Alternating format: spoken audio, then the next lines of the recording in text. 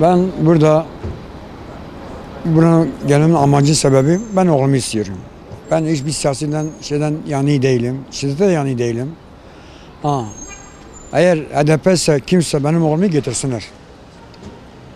Ben oğlumu istiyorum. Kimden istiyorum? Büyüklerden istiyorum. Büyükler kimdir? Bizim milletvekilleridir. Gelsinler, devreye girsinler, ne yapacaksa yapsınlar, binaenaleyh benim oğlumu getirsinler. Hani benim hiçbir siyasi şeyim yok. Ben oğlumu istiyorum. Oğlumu getirsinler, kim getirse getirsin, bizim için fark etmez. Ha, gelmene kadar biraz elim devam. Yok beni öldürecekler, yok beni öldürecekler, hiç bunu geçsinler yani. Zaten ben ölmüşüm. Yaşamıyorum ki ben öldürsünler de. Bu tedbirleri de aldım. Alsınlar bakayım, nereye katacaklar. Ben buradayım. Oğlumun gelmeyene kadar yine vazgeçmeyeceğim. Artık kim büyüklere sesleniyorum burada. Bütün milletvekillerine sesleniyorum, bütün milletvekillerine. Orada oturmasınlar, buraya gelsinler, halkın yanına gelsinler. Halk buradadır. Halk çocuğunu istiyor, ciğerini istiyor, başka bir şey istemiyor. Ben HDP tanımıyorum abi artık. Bana HDP'den ben tanımıyorum HDP'yi. Ben oğlumu istiyorum. Siyaset mi yapıyor, çocuğumu gönderiyor. Kendi çocuğunu göndersinler. Ben çocuğumu göndermesinler. Yaklaşık 11. aya girdik. Mustafa PKK tarafında yani HDP'nin aracılığıyla en son zaten oğlum buraya gidiyor. Buradan çocuğum bir daha da gelmiyor. Daha götürülüyor. Tabi bu HDP'nin aracılığıyla çocuk gidiyor. Son görüntülere baktım. Çocuk buraya giriyor. Bundan sonra çocuk kayboluyor. Dağa gidiyor. Zaten ikinci günü örgüt bizi aradı. Oğlunuz bize katılmış. İşte siz de bundan sonra çocuğa moral verin. Hem siz alın hem çocuğa moral verin. Destek verin. Biraz zaman geçsin. Pasaportunu alıp gelir çocuğunuzu görürsünüz. O şekilde zaten çocuğu kandırdılar. Hadi yaklaşık 11 ay oldu girdik. Bir daha çocuktan ne haber ne bir ses alabildik. Yani şunu söylemek istiyorum. Bu HDP binası yani Kandil'dir. Bu HDP'nin aracılığıyla çocuklar gidiyor. Çünkü dağ kadrosu buraya gelip de o çocukları götürme şansları yoktur. Çünkü aramaları olduğu için çocuklarımız günlerce önce çocuklarımızın beynini yıkıyorlar. Getiriyorlar HDP binasında artık onlara ne ders veriliyorsa veriliyor. Çocuklarımız beyinleri yıkanıyor. Bir süreden sonra alıp dağa götürüyorlar. Amerika'nın uşaklığını yaptırıyorlar. İsrail'in uşaklığını yapıyorlar. Kürt davası diyorlar.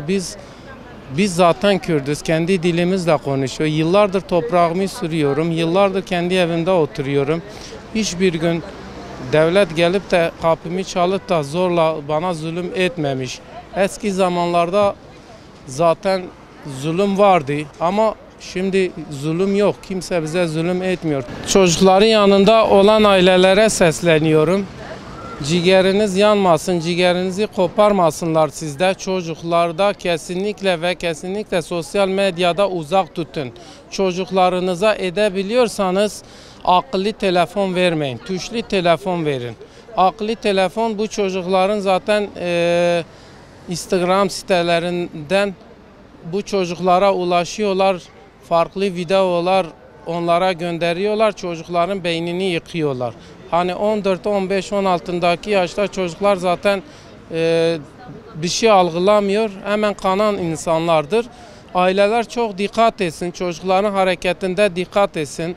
Çocuklar nereye giriyor, nereye çıkıyor bunları çok takip etsinler. Bir kere insanın ciğeri koptu mu ne dünyada ne hayatta ne bir zevki kalmıyor. Bunu ailelere özellikle sesleniyorum. Çocuklarınıza sahip çıkın. Ben de kendim Selahattin Demirtaş hapiste çıksın. Binlerce oy topladım.